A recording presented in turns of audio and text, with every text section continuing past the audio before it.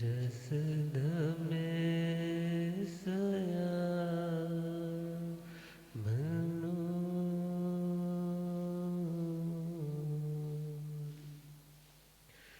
श्री महावीर प्रभु को मेरी वंदना। श्री महावीर प्रभु को वंदना वंदना वंदना वंदना वंदना वंदना वंदना। मुझको तारो प्रभु तारे जो चंदना। मुझको तारो प्रभु तारे जो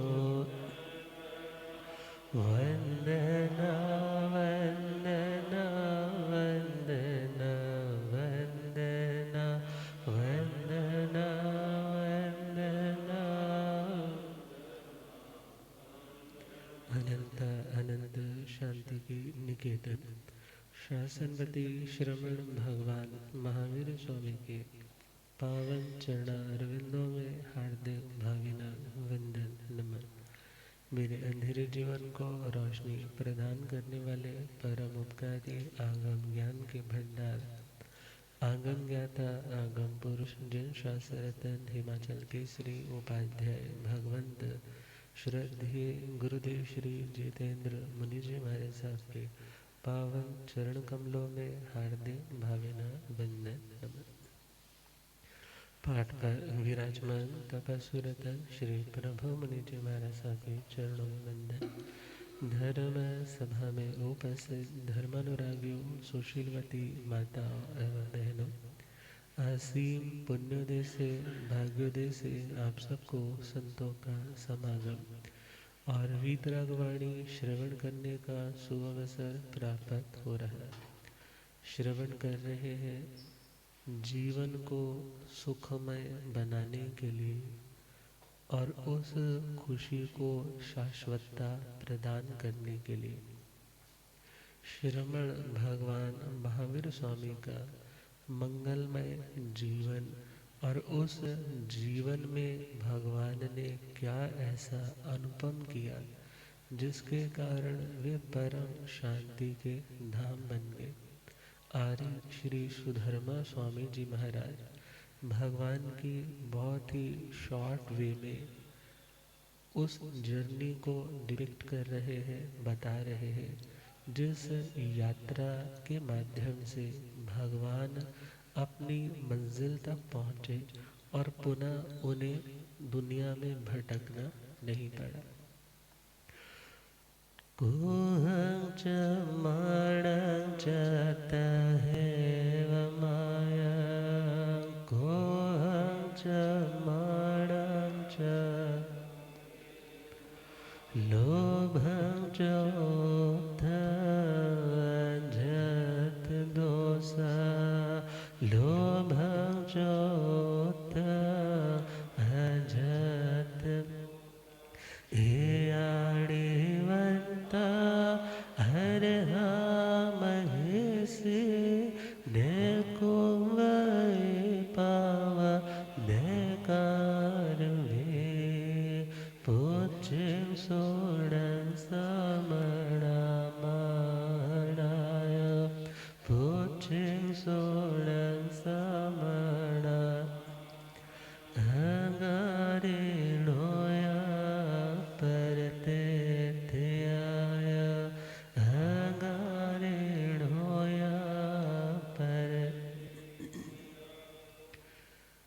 भगवान महर्षि थे और उस महर्षि प्रभु ने क्रोध, मान, माया और लोभ इन चारों को जहर के समान जान करके अपने हृदय रूपी घट से सदा सदा के लिए निकाल दिया।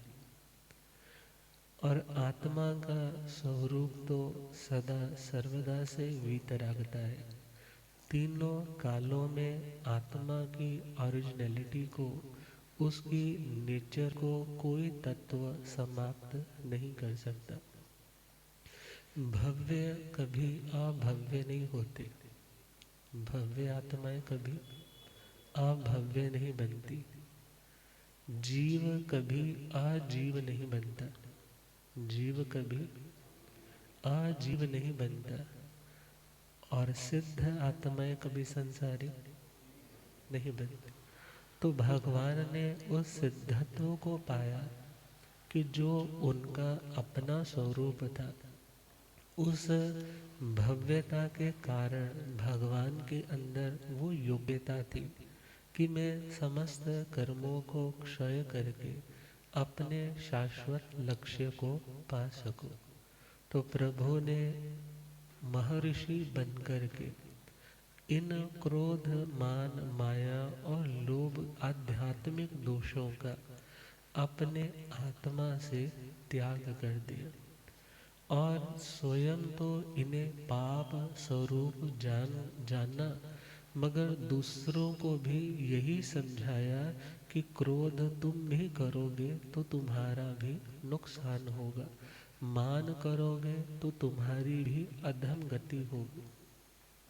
भगवान ना स्वयं पाप करते थे, ना करवाते थे, और ना ही वन करने वालों को किसी भी तरह से अच्छा समझते थे। अब प्रश्न आता है, अच्छा नहीं समझना क्या उससे नफरत करना? तो ध्यान देना है, भगवान ने कहा कि तुम किसी व्यक्ति की बुराई से तो नफरत कर सकते हो, मगर उस व्यक्ति से नफरत नहीं कर सकते। क्यों? क्योंकि आज सपोज जिस व्यक्ति से तुम्हारी अनबन है, वो व्यक्ति जिस गलती बुराई के कारण आज तुम्हें भा नहीं रहा, अच्छा नहीं लग रहा, तो कल को वो व्यक्ति यदि अपनी उस बुराई को छोड़ दे, तो फिर क्या तुम उस व्यक्ति को अपनाओगे या नहीं अपनाओगे? तो कहा, कोई भी व्यक्ति अर्जुन माली जैसा भी हो सकता है, मगर यदि वो बुराई छोड़ने के लिए तैयार है, तो भगवान ने कहा उसके लिए मुक्ति के दरवाजे खुले हैं।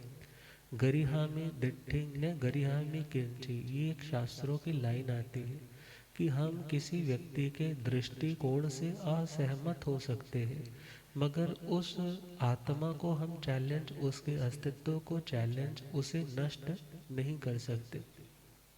यहाँ नफरत का मतलब वो वाली नफरत नहीं जो गुप्सा वाली, यहाँ नफरत का मतलब है उसके प्रति उपेक्षा का भाव।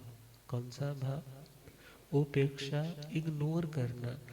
अर्थात यदि किसी के अंदर कोई बुराई भी है, तुम तो इसलिए इग्नोर कर रहे हो कि तुम्हें उसके प्रति नफरत ना आए, और तुम इसलिए भी उपेक्षा कर रहे हो कि ये बुराई मेरी जिंदगी में ना आए।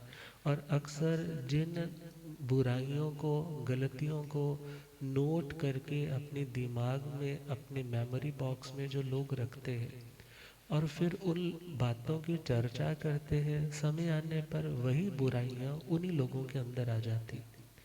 इसलिए भगवान का मार्ग तो बुराई को बुराई समझो, मगर कोई भी व्यक्ति निश्चय से बुरा नहीं है।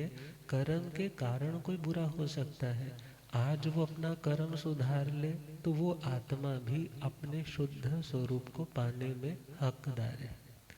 तो भगवान ने ना स्वयं पाप किया, ना करवाया, ना करने वाले को अच्छा जाना। अब कौन से पाप? यही चार कषाय, क्रोध, मान, माया और लोभ। अब इनकी चौकड़ी को चंडाल चौकड़ी भी बोला जाता है। चंडाल चौकड़ी अर्थात चंडालों का समूह, जो बुराई की ओर ही प्रवृत्त होने वाले, जिनका ध्यान रहता ही बुराई की ओर है, और यह आत्मा से भी चंड अर्थात बुरे कर्म ही करवाते हैं। और कषाय शब्द को जरा यदि तोड़ करके देखें तो कष प्लस आय, कष का मतलब संसार, आय का मतलब लाभ। इनका आचरण करने से आत्मा के संसार भ्रमण की यात्रा का लाभ मिलता है। मीन्स जैसे बोलते हैं तुम हमारा ये सामान खरीदोगे तो तुम्हें ये पैकेज मिलेगा, तो क्रोध आदि करने से कौन सा पैकेज मिलेगा? संसार का। और संसार किसे बोला? जहाँ जन्म का दुख होगा, मरने का दुख होगा, रोगों का दुख होगा, बुढ़ापे का दुख होगा। दुखों से भरी हुई इस यात्रा का नाम क्या है? संसार। तो कषायों का सेवन करने वाला व्यक्ति कभी दुखों से मुक्त नहीं हो पाएगा। और दूसरा मीनिंग देखे, कषाय जो हमारी इस आत्मा का मानो कष निकाल दे। कष बोला जाता है, जैसे हमारे पंजाब में जब बहनें परांठी बनाती है घिया की, तो उसको क्या करती है? कद्दूकस। क्या करती है? वो कस शब्द तो समझ आ रहा है ना? तो महाराष्ट्र में थे तो वहाँ पर बोलते ही इसको कष है, कष या कीस बोलते हैं। अब वो कद्दूकस मतलब जो आत्मा को कद्दूकस कर दे। क्या कर दे? आत्मा का उसका सुख मानो दुख में परिवर्तित हो जाए, क्योंकि कषाय ही तो आत्मा को क्या करने वाले? पीड़ित करने वाले। जब तक वो कषाय अंदर है तो भी दुखी है, जब कषाय प्रकट करते हैं तो पश्चाताप का दुख लगता है। तो भगवान ने क्रोध को बुरा समझा, कषाया अग्निणो गुप्ता। कषायों को भगवान ने आग की उपमा दी। आग की उपमा बोलते हैं कि हम दोनों प्रेम की डोरी में बंधे हुए। हम दोनों कह देते ना घर वाला घर वाली आकर के कि हम तो, हमारा रिश्ता तो प्रेम का रिश्ता है। मगर जब क्रोध आता है तो वो प्रेम की डोरी जल जाती। वो प्रेम की डोरी, क्योंकि क्रोध आग है, उसने प्रेम की डोरी को जला देना। अब अभिमान भी तो आग है। अभिमानी व्यक्ति की जो पात्रता है, उस पात्र का नाश हो जाएगा। यदि पात्र ही जल जाएगा तो आप उसमें कोई चीज स्टोर करने की उम्मीद भी नहीं रख सकते। आत्मा की जो एबिलिटी, आत्मा की जो योग्यता अच्छे गुणों को धारण करने की है, वो योग्यता ही नष्ट हो जाती है। किसके कारण? अभिमान के कारण, कि मैं ज़्यादा जानता हूँ, मैं ज़्यादा सुपीरियर हूँ, मैं ज़्यादा पैसे वाला हूँ, मैं ज़्यादा रूपवान हूँ, मैं ज़्यादा बड़ा तपस्वी हूँ, मैं ज़्यादा श्रुत आगम पढ़ने वाला हूँ, मेरे तो कोई भी काम करता हूँ बड़ा लाभ मिलता है, इत्यादि जो बातें हैं। इन बातों से व्यक्ति दूसरों की क्या कर रहा है? एक तरह से निंदा कर रहा है। तो कहा जाता है पैसा तुम्हारी जेब में है तो तुम्हारी ताकत हो सकती है, और वही पैसा यदि तुम्हारे दिमाग को चढ़ जाता है तो वो पैसा तुम्हारी कमजोरी बन जाता है। अब वो कमजोरी ही देखा जाए अभिमान है। वो कमजोरी क्या है? अभिमान। पैसे से यदि तुम हेल्प कर रहे हो, लोग भलाई के काम कर रहे हो, तो पैसा तुम्हारी ताकत है। मगर उसी पैसे का गुरूर करके तुम दूसरों को तिरस्कृत कर रहे हो, दूसरों की अवज्ञा कर रहे हो। कोई ज़रा सा विरोध करे तो उस व्यक्ति को षड्यंत्र का शिकार बना रहे हो। तो तुम अभिमान के चक्कर में। किसके चक्कर में? तो दो बातें हैं। पहला, क्रोध किसको जलाएगा?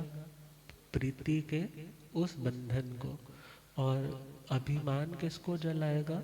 विनय के पात्र को। और आगे बढ़े, माया। माया का मतलब है डाइकॉटमी। डाइकॉटमी मीन्स बहुरूपता बोलो, द्विरूपता बोलो। मेरे सामने कुछ स्टेटमेंट है, सेकंड पर्सन के सामने अलग से कोई बात बोली है, उसी बात को तोड़ मरोड़ कर कुछ और नया इंक्लूड करके किसी तीसरे को बताया जा रहा है। तो मनसी अन्यत, वचसी अन्यत, कर्मण्य अन्यत दुरात्मना। मनसी एकम, वचस्य एकम, कर्मण्य एकम महात्मना। जो मन, वाणी और शरीर की क्रियाओं के माध्यम से कहीं पर भी एक रूपता नहीं दिखा रहा, ऐसे व्यक्ति को मायावी बोला जाता है। रावण ने सीता का अपहरण किया, सनातन पद्धति में चले तो उस टाइम उसने कौन सा वेश धारण किया? साधु का, सन्यासी का, ऋषि का। मगर क्या वो ऋषि था? वो ऋषि नहीं था। तो जो कॉस्ट्यूम या व्यक्ति बनने की कोशिश करता है, जो बनावट है, उसी का नाम माया है। और माया मित्रता का नाश करती है। माया किसका नाश करती है? आज आप दोनों में बहुत अच्छी मैत्री है, आप दोनों का बहुत अच्छा कॉन्ट्रैक्ट चल रहा है, एक रिश्ता बहुत अच्छे से चल रहा है। और हर रिश्ते की जो बुनियाद है, जो फाउंडेशन है, वो रहती है विश्वसनीयता, एक दूसरे के प्रति विश्वास। मगर जब आपको पता चलता है कि आपका पार्टनर वो तो काम में धांधली कर रहा है, कुछ बिल बनाता है और कुछ सीधे जेब में ले जाता है, सीसीटीवी कैमरास में जैसे ही वो सारी चीज़ें देखी, तो इतने लंबे समय से चली आ रही आपकी जो मित्रता है वो एक पल में टूट जाती। और जैसे कहते हैं, सांप ने केंचुली तो बदली, सांप ने केंचुली तो बदली मगर जहर नहीं छोड़ा। तो कोई भी व्यक्ति उस सांप के ऊपर विश्वास नहीं करता। हर व्यक्ति यही सोचता है ये अब डंक लगाएगा, ये कब डंक लगाएगा, इस पर हम विश्वास नहीं कर सकते। मायावी व्यक्ति एक बार पकड़ने के बाद, दूसरी बार पकड़े जाने के बाद भले व्यक्ति को कितना भी विश्वास दिलाए, मगर अपने दिल से पूछ करके देखो, क्या तुम्हें उस व्यक्ति के ऊपर विश्वास आता है? तो भगवान कहते हैं माया मित्रता के बंधन को तोड़ देता है, उसको जला करके राख कर देता है। और जो लोभ है, प्रभु कहते हैं लोभ तो सब कुछ नष्ट कर देता है। लोभ तो सब कुछ नष्ट कर देता है। अर्थात क्रोध, मान, माया और लोभ, ये चारों अग्नि की भांति आत्मा के गुणों का विनाश करने वाले, उन्हें जला करके राख करने वाले। तो भगवान का पहला जिंदगी का लक्ष्य था, मुझे क्रोध को छोड़ना। किसको छोड़ना? यदि भगवान आज भगवान कहलाते हैं तो किसके कारण? क्योंकि उन्होंने जिसका कभी पान किया था अब उसका वमन कर रहे हैं। कभी क्रोध के संस्कार अंदर समेटे थे, कभी विश्वभूति के भाव में, कभी त्रिपृष्ठ के भाव में, मगर उन संस्कारों का भगवान ने क्या कर दिया? वमन कर दिया। और दूसरा पॉइंट चले तो सेकंड पॉइंट है अभिमान का वमन। किसका वमन? जब मरीचि के भव में थे, कौन सा भव? मरीचि का भव था। और भरत चक्रवर्ती महाराज ने पूछा था कि हे भगवान, क्या कोई ऐसा है जो आपकी ही तरह तीर्थंकर बनने वाला होगा? तो भगवान ने फरमाया, हाँ वो मरीचि जो इस समय सभा के बाहर इस साधु की वेशभूषा को छोड़ करके त्रिदंडी तापस बन करके साधना कर रहा। तो जैसे ही भरत चक्रवर्ती वहां आए, उन्हें नमन किया, क्या सोच करके ये भावी तीर्थंकर है। और जब नमन किया और कह करके नमन किया, मैं तुम्हारी इस पर्याय को वंदन नहीं कर रहा, मैं किसे कर रहा हूँ? जो आने वाली इस 24 के तुम 24 में तीर्थंकर बनो।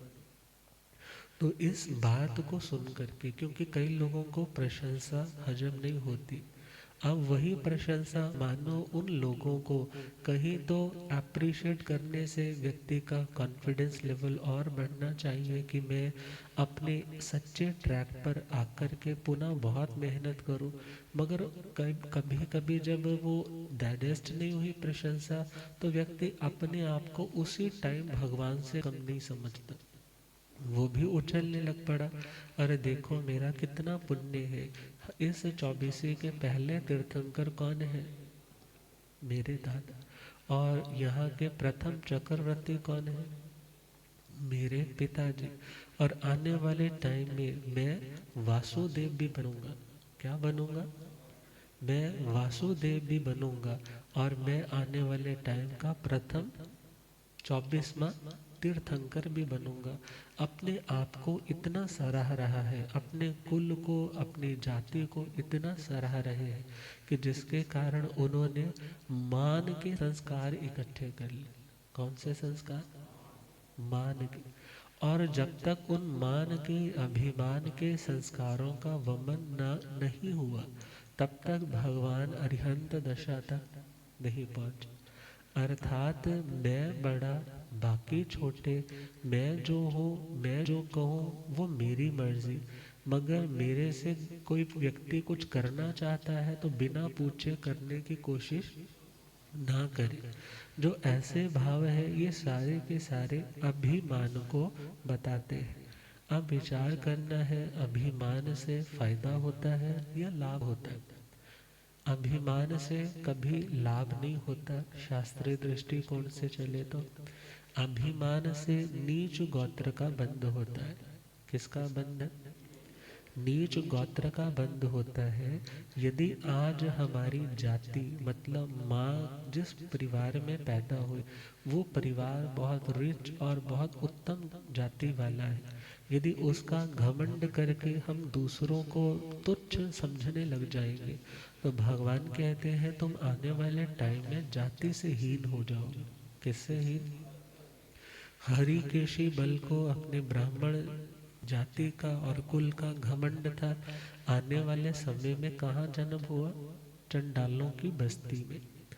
अब भगवान ने कहा जो जाति का, कुल का, बल का, कि मैं बहुत बलशाली हूँ, उस बल का घमंड करेंगे तो आने वाले समय में बल से हीन हो जाएंगे। यदि तप का, कि मेरे जैसा कोई तपस्वी नहीं, अरे देखो ये तो खाते रहते हैं और मैं देखो तेले चौले अठाइयाँ यूं ही कर लेता हूँ। अब यदि तो सामने वाले को तुम एक अन्य भाव से उसको डायरेक्शन देना चाहते हो कि तुम भी तपस्या करो तो बुरा नहीं, मगर यदि खुद को सुपीरियर दिखाने के लिए, सामने वाले को इंफीरियर दिखाने के लिए तुम कुछ ऐसा बोल रहे हो, तो आने वाले टाइम में वो समय आएगा जब तुम चाह करके भी तपस्या नहीं कर पाओगे। और आज यदि हम कुछ चार शब्द जोड़कर पढ़ना जानते हैं, समझाना जानते हैं, इट मीन्स हमने अपने ज्ञान का घमंड नहीं किया हो। और यदि आज अपने इस मिले हुए थोड़े से ज्ञान का घमंड करेंगे तो आने वाले टाइम में कोशिश बहुत करेंगे, कभी साधन नहीं मिलेंगे पढ़ने के, मिल गए हैं तो दिमाग दिमाग नहीं चलेगा। वो किसके कारण हुआ? अपने श्रुत का, अपने ज्ञान का, अपने इंटेलेक्चुअल इन फैकल्टीज का घमंड करने के कारण।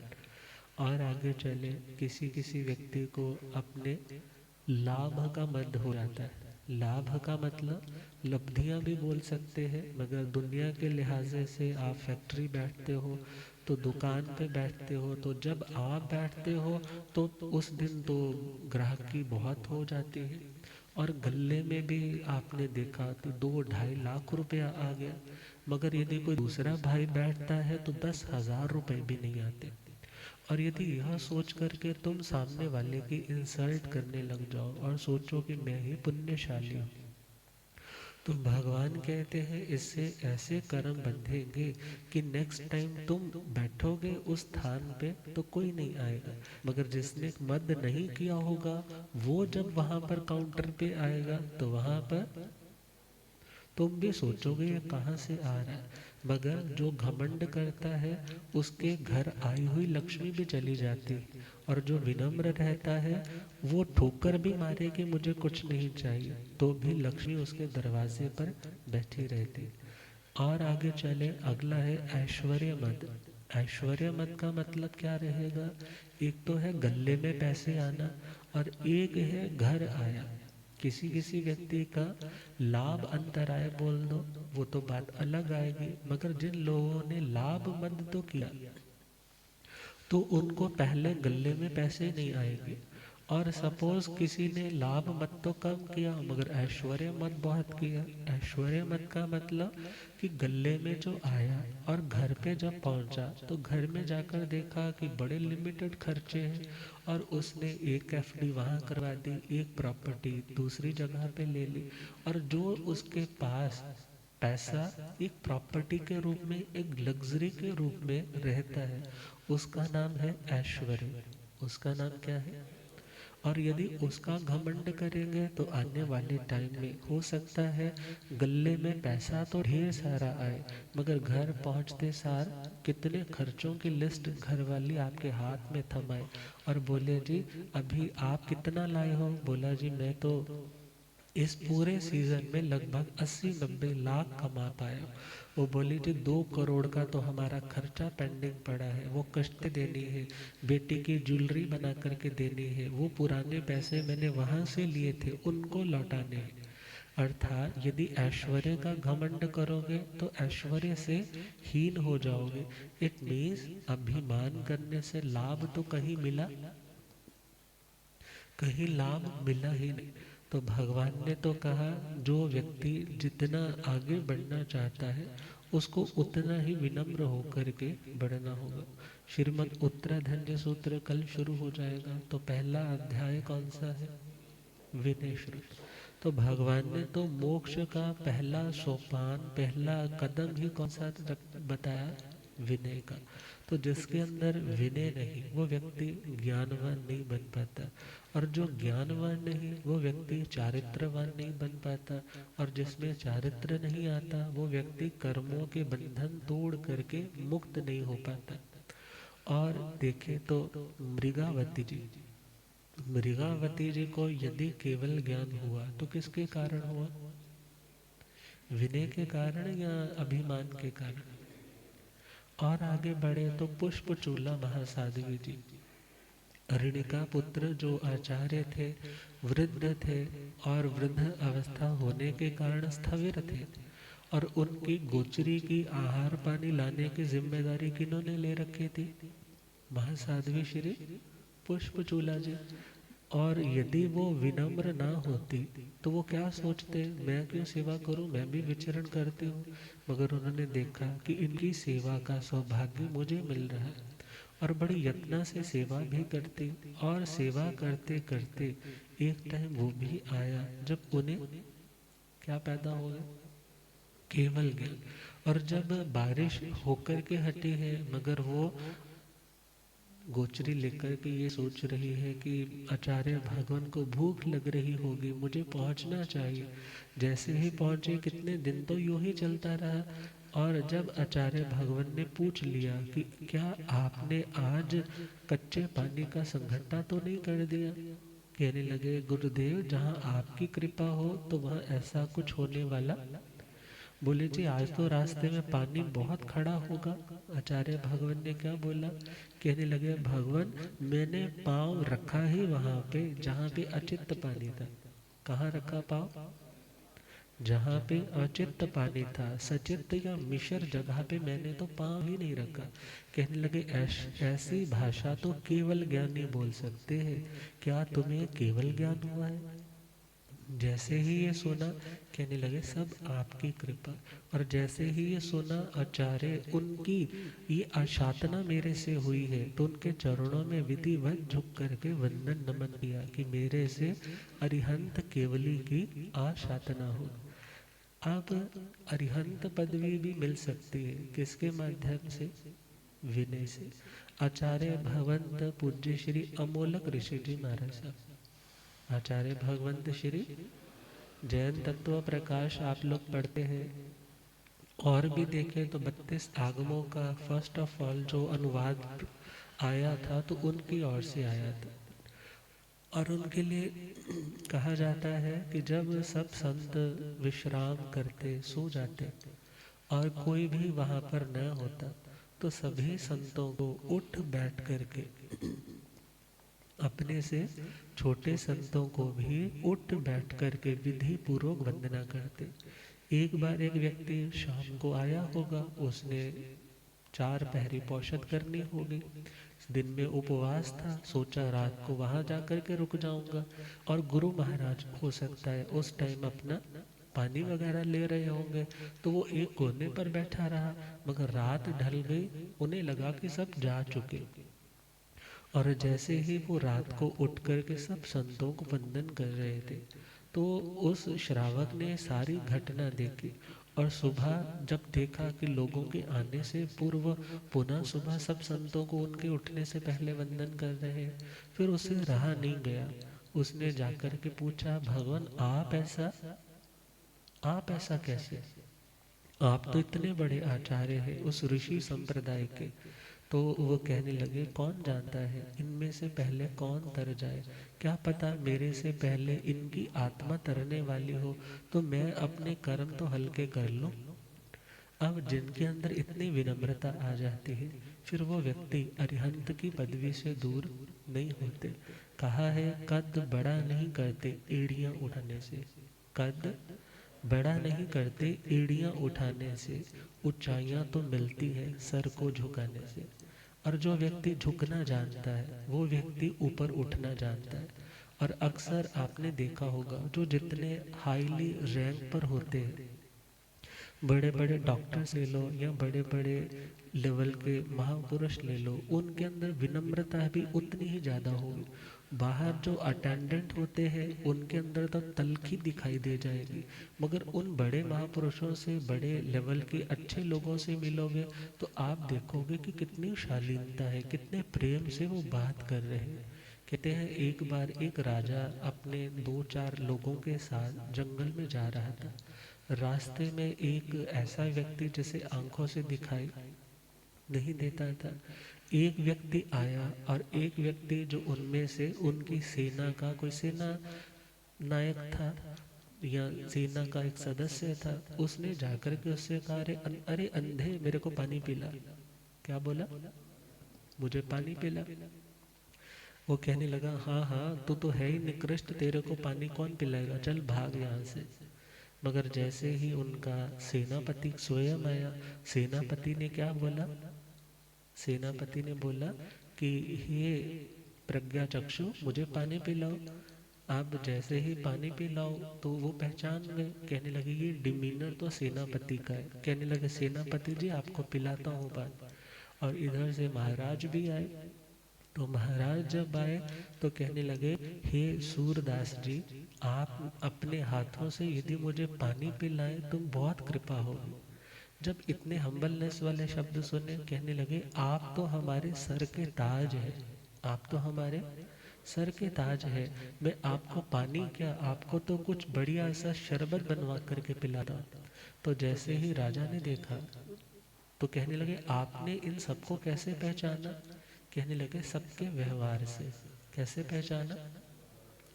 अब जो व्यक्ति जितना ऊंचा उठता है, उसकी विनम्रता, शालीनता भी उतनी बढ़ती चली जाती। तुम किसी व्यक्ति की किसी बात से सहमत नहीं हो, तो तुम्हारे विरोध के तरीके में एक शालीनता झलकनी चाहिए। यदि शालीनता झलकती है, इट मीन्स तुम सच्चे अर्थों में ऊंचे उठ चुके हो। और यदि शालीनता नहीं दिखाई देती, तो डिग्री होल्डर हो सकते हो, उम्र से बड़े हो सकते हो, मगर गुणों की दृष्टि से अभी बड़प्पन आया नहीं। और देखा जाए, रावण को घमंड था, उसका विनाश हो गया।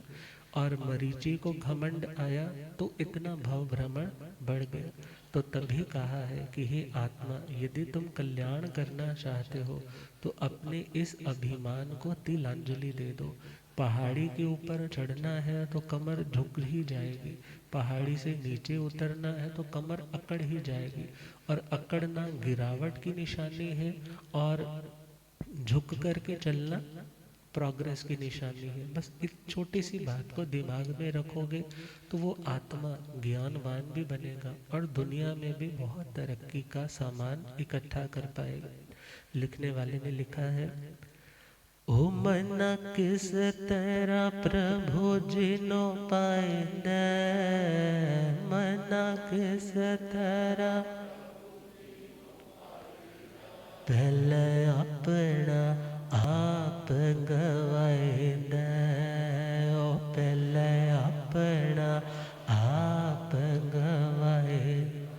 फुल कहंदा मैनू माली पहला तोड़िया, फुल कहंदा मैनू माली पहला। ओ मेरे मापिया तो मैनू है विछोड़िया, मेरे मापिया तो मैनू है वे।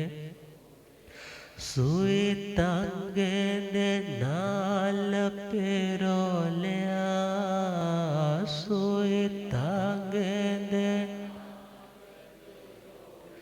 हाय फिर भी ना मुँह कुंज बोलिया, हाय फिर भी ना मुँह कुंज।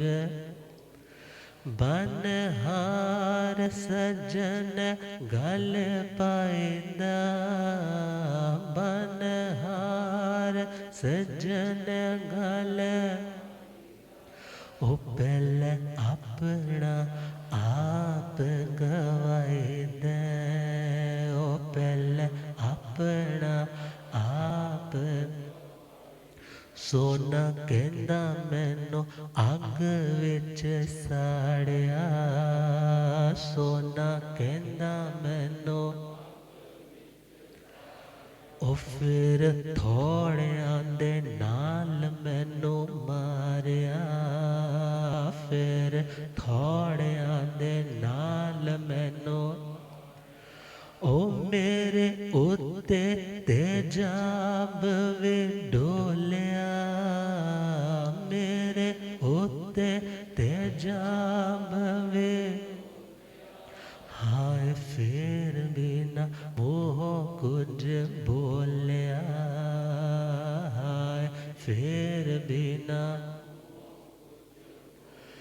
बन मुकट सजन सर लाइंदा, बन मुकट सजन सर। ओ पहले अपना आप गवाइंदा, ओ पहले अपना आप गवाइंदा। ओ मना किस तरह प्रभु जी नो पाइंदा, मना। ओ पहले अपना आप गवाइंदा, ओ पहले अपना आप। लिखा है खुदी की खुदा से जुदा हो गया, खुदी की खुदा से जुदा हो गया। खुदी जब गई तो खुदा हो गया। गुरुदेव पधारे। हो रब मेरा सतगुरु बन के आया,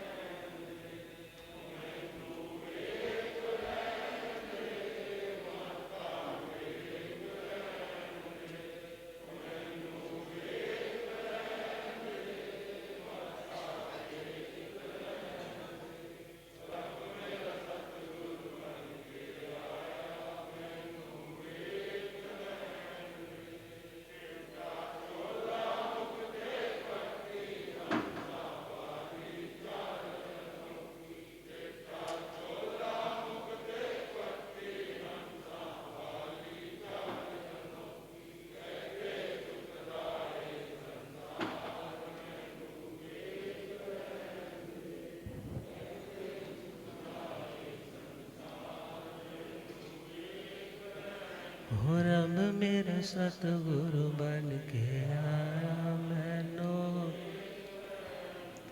बोलिया आगम ज्ञाता आगम पुरुष जन शास्त्र तन हिमाचल केसरी उपाध्याय भगवंत श्रद्धे गुरुदेव श्री जितेंद्र जी। तो आज के लिए इतना ही, क्योंकि कल से अब उत्तराधर्म भी स्टार्ट हो जाएगा। तो 8 दिन के लिए खुद को इतना एंगेज करना है धर्म के साथ, क्योंकि ये दिन ऐसे है कि प्रभु महावीर स्वामी का जब निर्वाण हुआ है तो उन्होंने अपने निर्वाण से पूर्व जैसे एक समझदार, एक वृद्ध व्यक्ति अपने सारे परिवार को कितनी हित शिक्षाएं दे जाता है। घर गृहस्थी में तो प्रॉपर्टी का बंटवारा करके जाता है, मगर भगवान ने तो ऐसी कोई प्रॉपर्टी अपने नाम रखी ही नहीं थी। वो ज्ञान का धन, वो अनुभव का धन अपने शिष्यों को लुटाते चले गए। और वही उत्तराधिकारी सूत्र के माध्यम से हम सबकी झोली में आने वाला है, आया है, आगे पहुंचाना है। तो सभी उसे पाने के लिए अपने समय की व्यवस्था अच्छे से सेट कर ले कि ज़्यादा से ज़्यादा लाभ लिया जा सके। तो इन्हीं शुभ मंगल भावनाओं के साथ उच्ची सुणम वीर स्तुति हम कभी इन दिनों में एक बार पूर्ण उच्चारण कर लेंगे, क्योंकि कई लोगों को पुच्ची सुणम वीर स्तुति पढ़ने का रहता है और पढ़नी भी चाहिए इन दिनों में। जब दीपावली का दिन आता है, कई लोग 108 बार, 251 बार, 1100 बार पढ़ते हैं। तो इस पाठ को मीनिंग के साथ तो हमने लगभग 26 गाथाओं तक समझा है, मगर उनका उच्चारण हम किसी एक दिन बीच में कर लेंगे कि आप लोगों को शब्द की अशुद्धि कोई ना रहे। तब श्रद्धेय गुरुदेव जी महाराज साहब अपने मंगल में कृपा बरसाएं इन्हीं भावनाओं के साथ। ओम शांति।